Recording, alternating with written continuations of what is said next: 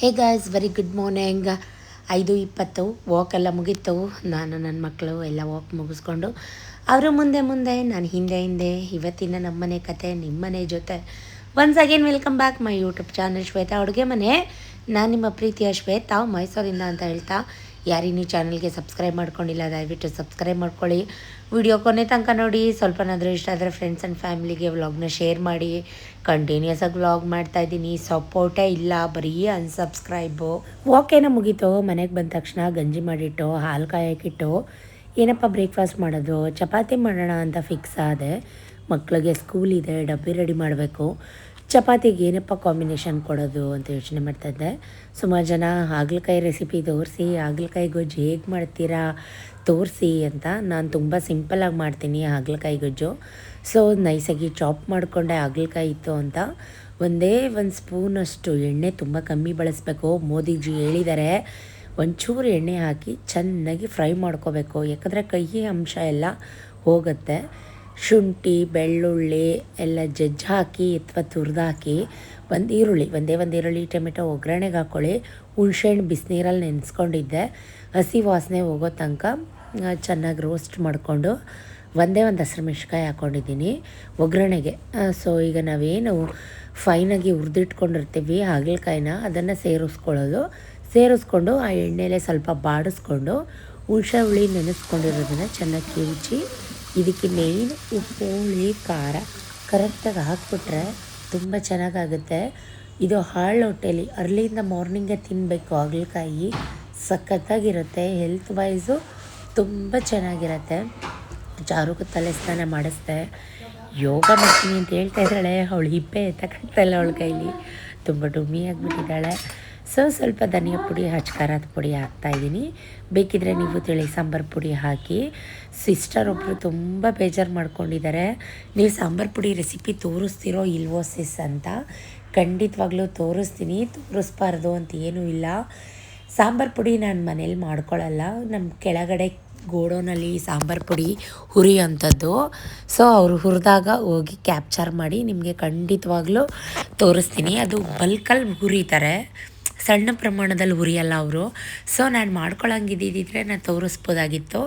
ನನಗೆ ಕೆಳಗಡೆ ನಮ್ಮ ಕೇಟ್ರಿಂಗ್ ಸ್ಟೈಲ್ ಸಾಂಬಾರು ಪುಡಿನೇ ಇಷ್ಟ, ಅವ್ರು ಹುರಿಯೋದೇ ನಂಗೆ ತುಂಬ ಇಷ್ಟ. ಸೊ ಹಾಗಾಗಿ ಇದಕ್ಕೆ ಮಸಾಲೆ ರುಬ್ಬಿ ಮಾಡ್ಬೋದು, ಬರೀ ಪ್ಲೇನ್ ಕಾಯಿ ತುರಿ ಕೂಡ ಈ ಥರ ಹಾಕಿ ಮಾಡ್ಬೋದು. ನಾನು 2 ಥರನೂ ಮಾಡ್ತೀನಿ. ಇವತ್ತು ನಾನು ಪ್ಲೇನಾಗಿ ಮಾಡ್ತಾಯಿದ್ದೀನಿ, ತುಂಬ ಚೆನ್ನಾಗಿರುತ್ತೆ. ಸ್ವಲ್ಪನೂ ಕಹಿ ಅಂತ ಅನಿಸೋದೇ ಇಲ್ಲ.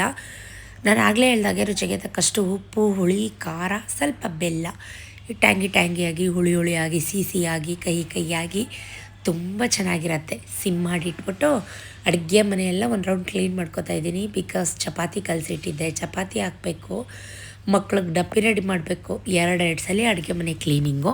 ನಾನು ಸ್ಲ್ಯಾಬ್ ಮೇಲೆ ತೆಳುವಿಗೆ ಲಟ್ಸೋದ್ರಿಂದ ನೋಡಿ, ಅಲ್ಲಿಂದಲೇ ಎಲ್ಲ ಪಾತ್ರೆ ತೊಳೆದಿಟ್ಬಿಟ್ಟು ಸಿಂಕ್ ಎಲ್ಲ ಕ್ಲೀನ್ ಮಾಡ್ಕೊಂಬಿಟ್ಟೆ. ಇನ್ನೇನಿದ್ರು ವಾಟ್ರ್ ಬಾಟ್ಲಿಗೆಲ್ಲ ನೀರು ಫಿಲ್ ಮಾಡಿ, ನನ್ನ ಮಗ ಬಿಸಿನೀರು ಬೇಡಮ್ಮ ಅಂತಿರ್ತಾನೆ.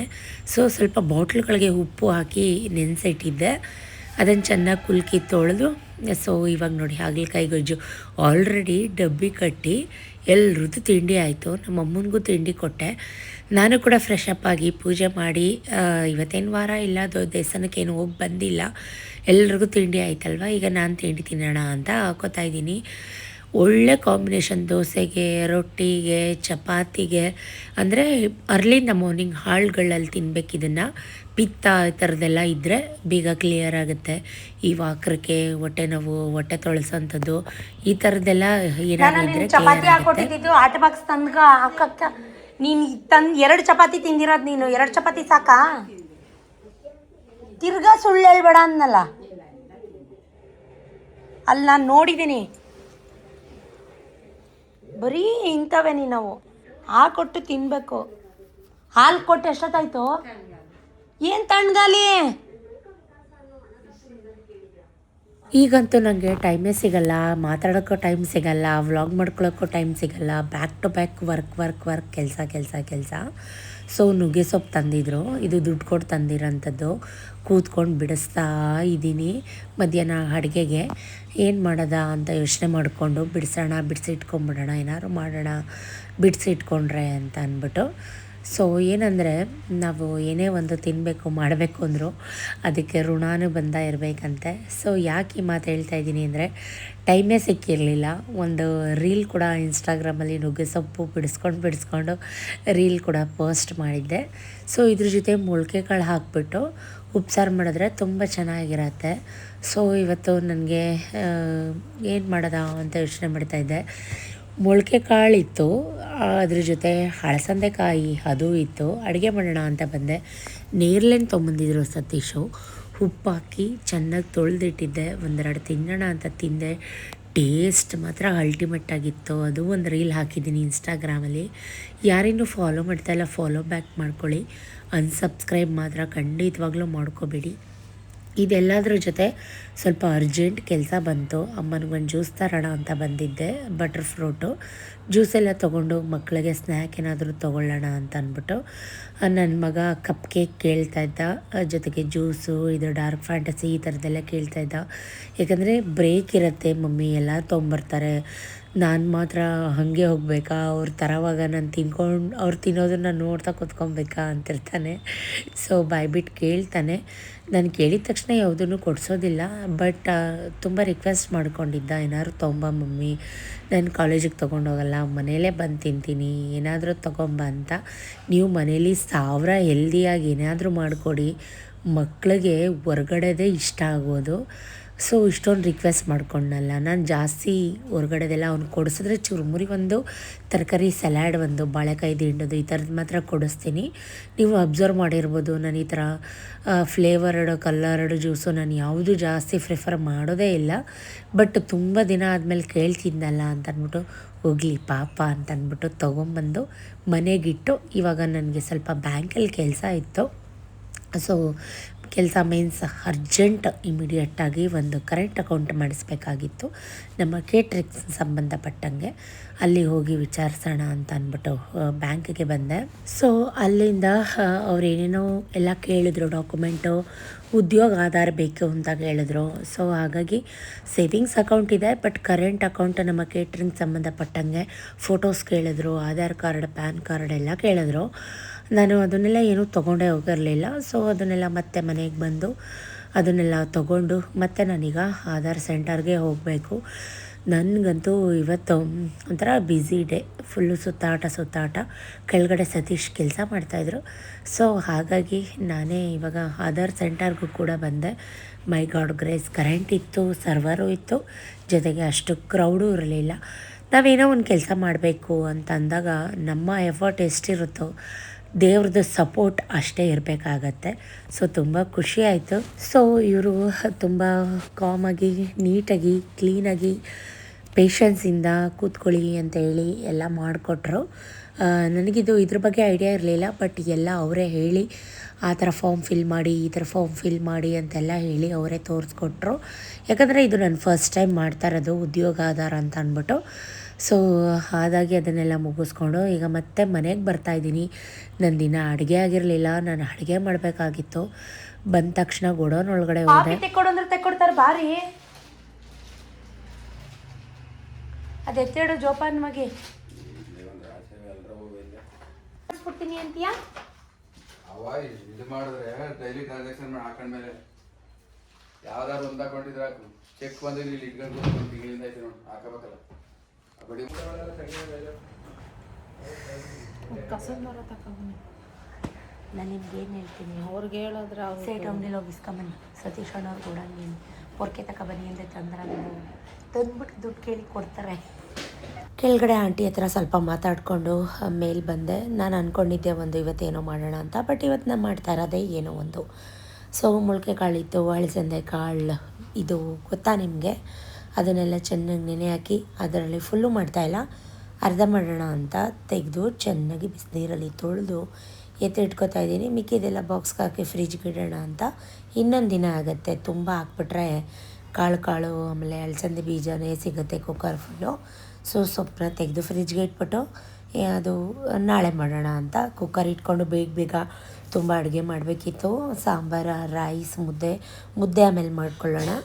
ಈಗ ಸದ್ಯಕ್ಕೆ ಸಾಂಬಾರು ರೈಸ್ ಮಾಡಿಬಿಡೋಣ.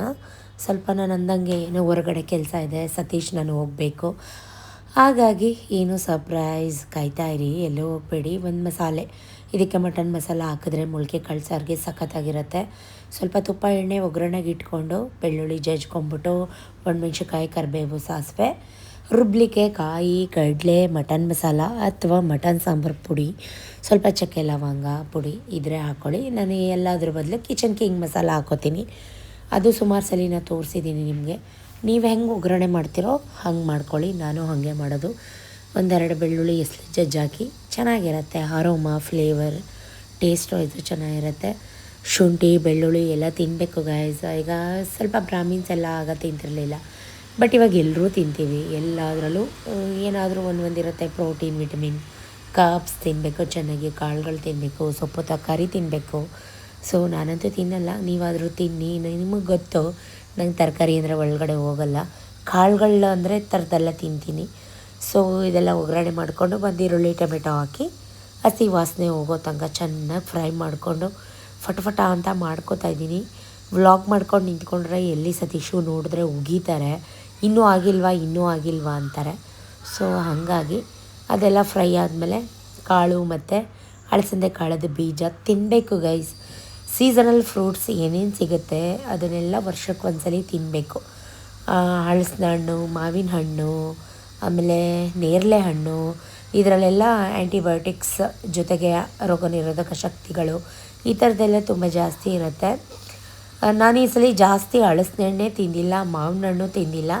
ಈ ಸಮ್ಮರ್ ಸೀಸನ್ನೇ ಮುಗಿದೋಯ್ತು, ಇನ್ನೇನೋ ಮಳೆಗಾಲ ಬರ್ತಾಯಿದೆ. ಆಲ್ರೆಡಿ ಮಳೆಗಾಲ ಆಷಾಢ ಸ್ಟಾರ್ಟ್ ಆಗಿದೆ, ಬಟ್ ಹಲಸಿನ ಹಣ್ಣೇ ತಿನ್ನಲಿಲ್ಲ ಗೈಸ್. ಇದಕ್ಕೆ ಆಲೂಗಡ್ಡೆ ಬದನೆಕಾಯಿ ಹಾಕಿದ್ರೆ ಚೆನ್ನಾಗಿರತ್ತೆ. ಸೊ ಅದು ಕೂಡ ಕಟ್ ಮಾಡಿ ಹಾಕಿದ್ದೆ, ಒಂದು ಹಾಕಿದ್ದೆ ಅಷ್ಟೇ, ಜಾಸ್ತಿ ಏನು ಹಾಕಿರಲಿಲ್ಲ. ಟೇಸ್ಟ್ ಚೆನ್ನಾಗಿರುತ್ತೆ ಅಂತ ಅಷ್ಟೇ. ಸೊ ನಾವೇನು ಮಸಾಲ ರುಬ್ಕೋತೀವಲ್ಲ ಅದೇನೇ. ಸಿಸ್ಟರ್ ಅಂತೂ ತುಂಬ ಬೇಜಾರು ಮಾಡ್ಕೊಂಡಿರೋದು ಒಬ್ಬರು, ನೀವು ಸಾಂಬಾರು ಪುಡಿ ರೆಸಿಪಿ ತೋರಿಸೋದೇ ಇಲ್ಲ ಅಂತ ಅನಿಸುತ್ತೆ ಸಿಸ್ ನನಗೆ ಅಂತ. ಅದ್ರ ಜೊತೆ ಡ್ರ್ಯಾಗನ್ ಫ್ರೂಟ್ ತಂದಿದ್ದೆ, ಅದು ಕಟ್ ಮಾಡೋಕ್ಕೆ ಇಟ್ಟಿದ್ದೀನಿ ಸೈಡ್ಲಿ. ಸ್ವಲ್ಪ ಹುಣಸೆ ಹುಳಿನ ಕಲಿಸ್ಬಿಟ್ಬಿಟ್ಟು ರುಚಿಗೆ ತಕ್ಕಷ್ಟು ಉಪ್ಪು ಹಾಕಿ ಅದು ಚೆನ್ನಾಗಿ ಕುದಿಬೇಕು. ಕುದ್ಮೇಲೆ ಲೀಡ್ ಕ್ಲೋಸ್ ಮಾಡಿ 2 ವಿಷಲ್ ತೆಗೆಸಿದ್ರೆ ಸಾಂಬಾರು ರೆಡಿ ಆಗುತ್ತೆ. ಮಲ್ಟಿಗ್ರೈನ್ಸ್ ಮೊಳಕೆ ಕಾಳಿಂದು ವಿತ್ ಅಲಸಂದೆ ಬೀಜದ ಸಾಂಬಾರು. ಜೊತೆಗೆ ರೈಸ್ಗೂ ಕೂಡ ಇಟ್ಕೊಂಡೆ, ಮುದ್ದೆ ಆಮೇಲೆ ಮಾಡ್ಕೊಳ್ಳೋಣ ಅಂತ. ಅಮ್ಮನಿಗೆ ಡ್ರ್ಯಾಗನ್ ಫ್ರೂಟ್ ಕಟ್ ಮಾಡ್ಕೊಳ್ಳೋಣ ಅಂತ ಕೊಡ್ತಾಯಿದ್ದೀನಿ. ಸತೀಶ್ ಕೆಳಗಡೆ ನಿಂತ್ಕೊಂಡು ಆಲ್ರೆಡಿ ಆರಾನ್ ಸ್ಟಾರ್ಟ್ ಮಾಡ್ತಾಯಿದ್ದಾರೆ. ಆಗಿಲ್ವಾ ಇನ್ನು ನಿಂದು ಬಾ ಅಂತ. ಬಟ್ ಇವಾಗ ಎಲ್ಲೋಗಬೇಕು ಏನು ಎತ್ತ ಅಂದಾಗ ನಾನು ವ್ಲಾಗ್ನ ಕೊನೆ ತನಕ ನೋಡಿ ಅಂತ ಆಲ್ರೆಡಿ ಹೇಳಿದೆ. ಸೊ ಅಷ್ಟರಲ್ಲಿ ಮತ್ತೊಂದ್ಸಲಿ ಅಡುಗೆ ಮನೆ ಎಲ್ಲ ಕ್ಲೀನ್ ಮಾಡಿ, ಕುಕ್ಕರ್ ನೀಟೆಲ್ಲ ಕ್ಲೋಸ್ ಮಾಡಿ, ಕುಕ್ಕರ್ ವಿಷಲೆಲ್ಲ ತೆಗೆಸಿ, ಸೊ ಏನೇನು ತೊಳಿಬೇಕಿತ್ತು ಅದನ್ನೆಲ್ಲ ತೊಳೆದು ದಬ್ಬಾಕ್ಬಿಟ್ಟು ಸಾಂಬಾರು ಕೂಡ ರೆಡಿ ಆಯಿತು. ತುಂಬ ಚೆನ್ನಾಗಿತ್ತು. ಮುದ್ದೆ ಮಾಡಬೇಕಿತ್ತು.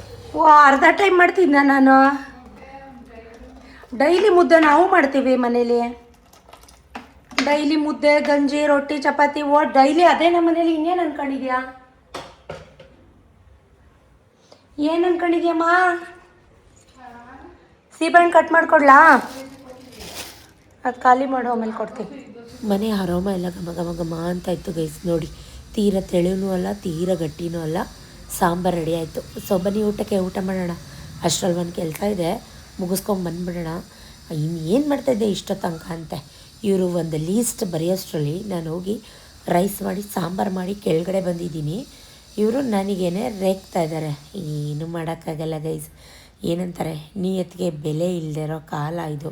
ನಾವು ಬೆಳಗ್ಗೆ 3 ಗಂಟೆಯಿಂದ ಎಷ್ಟು ಕತೆ ಥರ ಗಾಣಿತ ಥರ ದುಡಿದ್ರೂ ಕೂಡ ತಿಂದ್ಯಾ ಬಿಟ್ಯಾ ರೆಸ್ಟ್ ಮಾಡು ಅನ್ನೋ ವ್ಯಕ್ತಿ ಅಲ್ಲ. ಇನ್ನು ಏನು ಮಾಡ್ತಾಯಿದ್ದೆ, ಇನ್ನೂ ಆಗಿಲ್ವಾ? ಬರೀ ಇಂಥವೇ ಕಿತಾಪತ್ತಿಗಳು. So finally dreams comes true. Unexpected the expected ಅಂತ ಹೇಳ್ಬೋದು.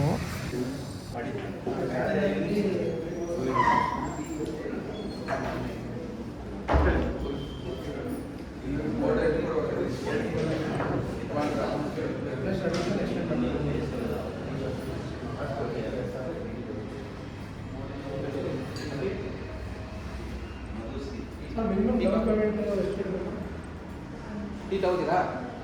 ಟೀ ಹೇಳ್ಬೇಡಿ.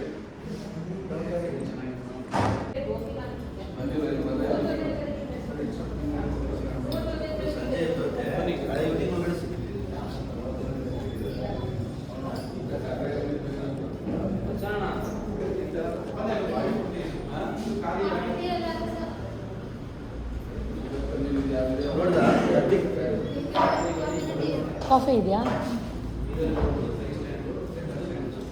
ಇದಂತೂ ಸುಮಾರು ದಿನದಿಂದ ಅನ್ಕೋತಾ ಇದ್ವಿ, ಅಂದರೆ ಲಾಸ್ಟ್ 6 ಮಂತ್ಸಿಂದ ಅನ್ಕೋತಾ ಇದ್ವಿ ತೊಗೋಬೇಕು, ಬೈ ಮಾಡಬೇಕು, ನೆಸೆಸಿಟಿ ಇತ್ತು. ಸೊ ಅದಕ್ಕೆ ನೋಡೋಣ ಅಂತ ಬಂದಿದ್ದೀವಿ.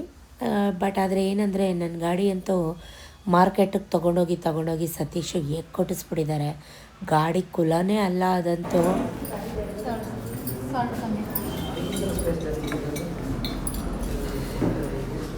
ಏನು ಹೇಳಿದವರು? ನಾಳೆ ಸಂಜೆ ಬರುತ್ತೆ. ನಾಳೆ ಯಾವುದೇ? ನಾಳೆ ಬುಧವಾರ. ನಾಳೆ ಡಿ ಕು ಶಿವಕುಮಾರ್ ಪಟ್ಟಭದ್ರ. ನಾಳೆನೇ ಇಸ್ಕೊ. ಇವತ್ತು ಬಂದಿಲ್ವ? ಬೇಡ ಬೇಡ, ನಾಳೆ ಇಸ್ಕೊ. ಇಲ್ಲೂ ಅಲ್ಲ ಮೇಲೆ.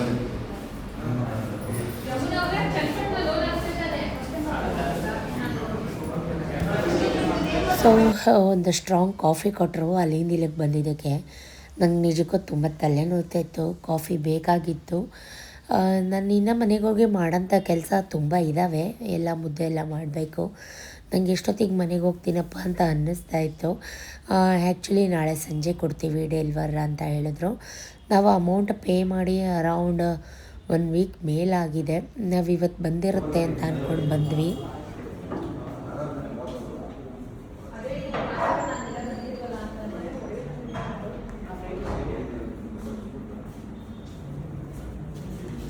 ಏನು ಬೇಡ ಅಂತ ಇರಲಿ, ಇದು ಹಿಂದೆ ಮಕ್ಕಳು ಕೂತ್ಕೊಂಡ್ರೆ ನಿಜವಾಗ್ಲೂ ಖುಷಿ ಇದೆ, ಸಮಾಧಾನ ಇದೆ. ಇಷ್ಟು ದಿನ ಕಷ್ಟಪಟ್ಟಿದ್ದಕ್ಕೂ ಒಂದು ಒಳ್ಳೆ ಗಾಡಿ ನನ್ನ ಕೈ ಸೇರ್ತಾ ಇದೆ. ಅದು ಪ್ರೀ ಬರ್ಡೇ ಗಿಫ್ಟ್ ಅಂತ. Happy happy. ಒಂದು ಕಡೆ ಬೇಜಾರು, ಒಂದು ಕಡೆ ಸಂತೋಷ. ಹ್ಯಾಪಿ. ನಿಂಗೆ ಬೇಡವಾ? ಏಕೆ?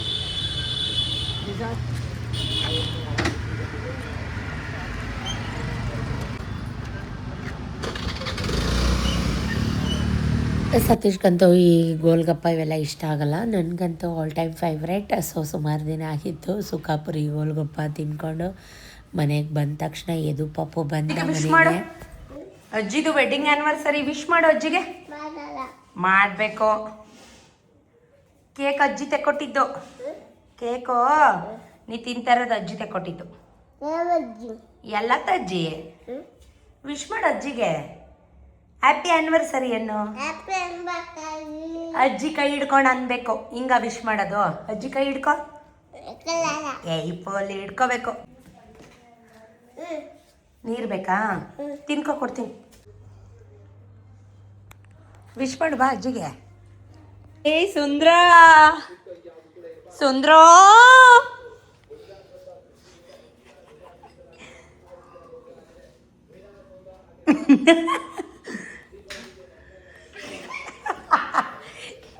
ಇತ್ತಾದಿ ಎಲ್ಲದ ಎಲ್ಲದ ಏನು ಕುಡಿತಾ ಇದೀಯಾ? ಎಲ್ಲೋದ? ನೋ ಎದು ನೋ. ಅಜ್ಜಿ ತಿಂತಾಯ್ತಾ? ಯಾಕೆ ತಿನ್ನು ಮಾಡು. ಇಲ್ಲ ಆಟ ಆಡ್ತಾವನೆ. ಎದು ಎದು ಎದು ಎದು ಕುಳ್ಳ ಎದು. ಇನ್ನೊಂದಪ್ಪ ಯಪ್ಪ ಔಸ್ ಇಟ್ಕೊಬಿಡು ಪೈಪು. ಬೇಡ ಬೇಡ, ನೋ ನೋ.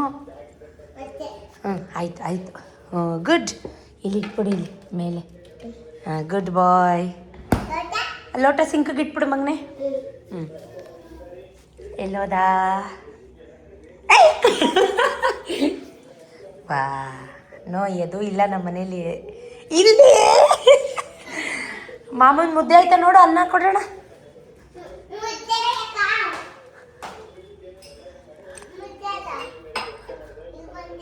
ಅನ್ನ ಬೇಕಾ ಕೇಳು. ಹಾಕೊಡ್ಲಾ ಬಪ್ಪ ಹಾಕೊಡು ಚಿನ್ನು ಬಂಗಾರಿ ಬಾ ಮುದ್ದೆ ಹಾಕೊಡು ಅನ್ನ ಹಾಕೊಡು ಮಾಮಂಗೆ. ಇಲ್ಲ ನೋಡು ನಮ್ಮ ಮನೇಲಿ ಏನಾಯ್ತು ಏನಪ್ಪ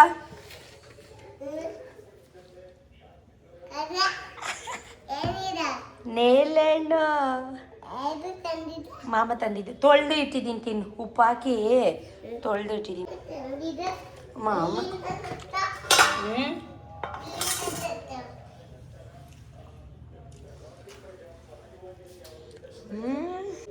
ಅಜ್ಜಿದಾಯ್ತಾ ಕೇಳ್ಕೊಂಬ ಅನ್ನ ಬೇಕಾ?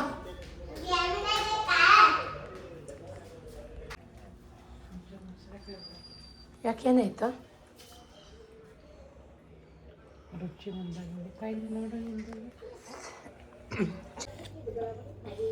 ಚೆನ್ನಾಯ್ತಾ? ತಿನ್ನು.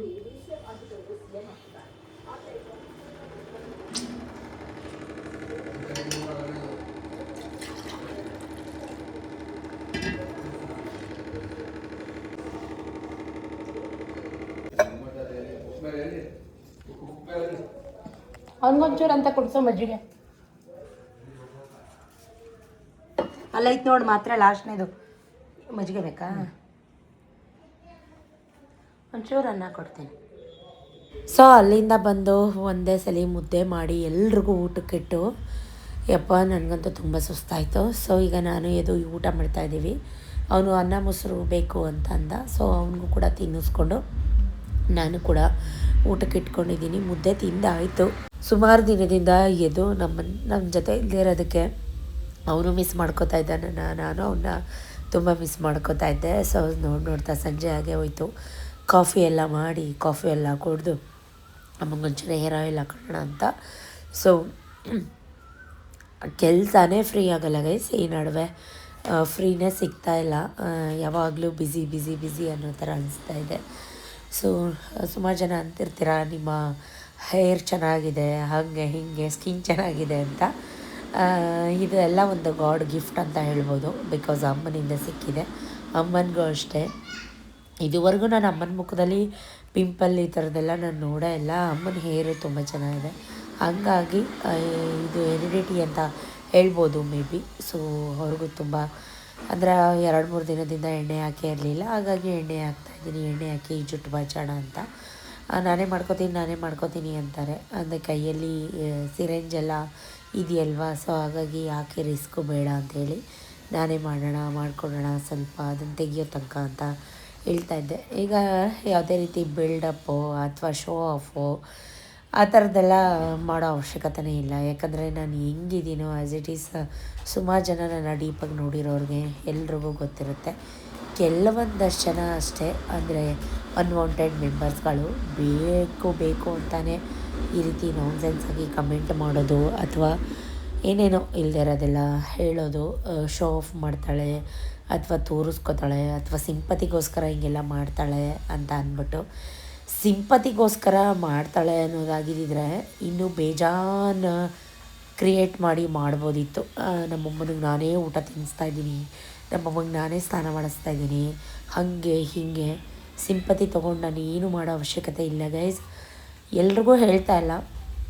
ನಾನು ಒಂದು ಹಿಂದಿನ ವ್ಲಾಗಲ್ಲಿ ಒಂದು ಕಮೆಂಟ್ ಮಾಡಿದಾರಲ್ಲ, ಅದು ಸ್ಕ್ರೀನ್ಶಾಟ್ ಹಾಕಿದ್ದೀನಲ್ಲ, ಅವ್ರಿಗೆ ಹೇಳ್ತಾ ಇರೋದು. ಜಾಸ್ತಿ ತೋರಿಸ್ಕೊಂಡು ಊರೆಲ್ಲ ಸುತ್ತಿದ್ರೆ ಹೀಗೆ ಆಗೋದು ಹಾಗೆ ಆಗೋದು ಅಂತೆಲ್ಲ ಕಮೆಂಟ್ ಮಾಡ್ತಾರಲ್ಲ, ಅಂಥವ್ರಿಗೆ ಮಾತ್ರ ಇವತ್ತು ನನಗಾಗಿರ್ಬೋದು, ನಾಳೆ ಇದೇ ಪರಿಸ್ಥಿತಿ ನಿಮ್ಮ ಮನೆಗಳಲ್ಲೂ ಬಂದಾಗ ಅದನ್ನು ಫೇಸ್ ಮಾಡೋದು ಹೆಂಗೆ ಅಂತ ನಾನು ನೋಡಿ ಕಲ್ತ್ಕೊಳ್ಳಿ. ಧೃತಿಗೆಡದರ ಧೈರ್ಯವಾಗಿ ಎಲ್ಲವನ್ನು ನಿಭಾಯಿಸೋ ಶಕ್ತಿ ಆ ಭಗವಂತ ನಿಮಗೂ ಕೊಡಲಿ. ಆ ನೋವೇನು ಅಂತ ನೀವು ಅನುಭವಿಸ್ಬೇಕು. ಆವಾಗಲೇ ನಿಮಗೂ ಗೊತ್ತಾಗೋದು. ಬೇರೆಯವ್ರ ಕಾಲು ಎಳೆದ್ರೆ ಅಥವಾ ಬೇರೆಯವ್ರಿಗೆ ಅಂದರೆ ಭಗವಂತ ನಮಗೇನು ಮಾಡ್ದ ಅಂತ. ಎಕ್ಸ್ಪೀರಿಯನ್ಸ್ ಟೀಚರ್ಸ್ ದ ಲೆಸನ್, ಅದು ಒಂದು ಗಾದೆ ತುಂಬ ಚೆನ್ನಾಗಿದೆ.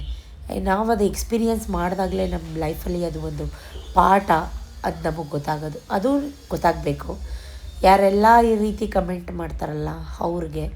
ಸೊ ಇನ್ನೊಂದು ಜನ ತುಂಬ ಡೀಪಾಗಿ ತಿಳ್ಕೊಂಡು ತುಂಬ ಡೀಪಾಗಿ ಒಳಗಡೆ ಹೊರ್ಟೋಗ್ಬಿಟ್ಟು ಕಣ್ಣೀರೆಲ್ಲ ಹಾಕ್ಕೊಂಡು ಕಮೆಂಟ್ ಮಾಡ್ತಾರೆ. ಅವ್ರಿಗೆ ನನ್ನ ಕಡೆಯಿಂದ ಒಂದು ಆರ್ಟ್ಫುಲ್ ಥ್ಯಾಂಕ್ಸ್.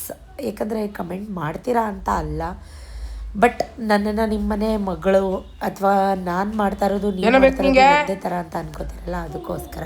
ಏನ ಏನ ಏನ್ ಬೇಕು ಜೋರಾಗಳ ಕೊಡದ ನಿಂಗೆ ಹೋಗು ಹೋಗು ಹೋಗು ಕೂತ್ಕೊಂಡು ತಿನ್ನು ಚೆಲ್ಬೇಡ. ಕೊಡ ನಂದು ಚುರುಮುರಿ ತಗೋ ಅಜ್ಜಿ ಕೊಡು. ನಂಗೆ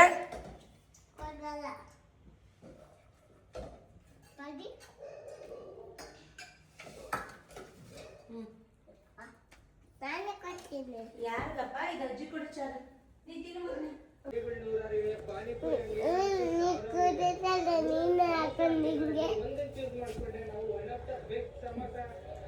ಪುಡಿ ಪುಡಿ ನೋವು ಮಾಡಬಾರ್ದು. ನನ್ನ ಕಾಪಾಡಿ ಯಪ್ಪ. ಎದು ನನ್ನ ತಿನ್ಕತಾವನೆ, ಎದು ಪಾಪ ನನ್ನ ತಿನ್ಕತಾವನೆ, ಕಾಪಾಡಿ ನನ್ನ. ಚೀ ಪೋಲಿ.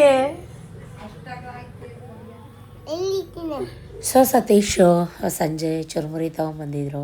ಮಕ್ಳ ಜೊತೆ ಎಲ್ಲ ಕೂತ್ಕೊಂಡು ಚುರುಮುರಿ ತರಕಾರಿ ಸಲಾಡ್ ಎಲ್ಲ ತಿಂದ್ಕೊಂಡು ಆಟ ಆಡ್ಕೊಂಡು ಸೊ ಟೈಮು ಹೆಂಗೆ ಪಾಸ್ ಆಯಿತು ಅಂತಲೇ ಗೊತ್ತಾಗಲಿಲ್ಲ. ಇವತ್ತಂತೂ ಡೇ ಫುಲ್ಲು ಬ್ಯುಸಿಯಾಗಿದ್ದೆ.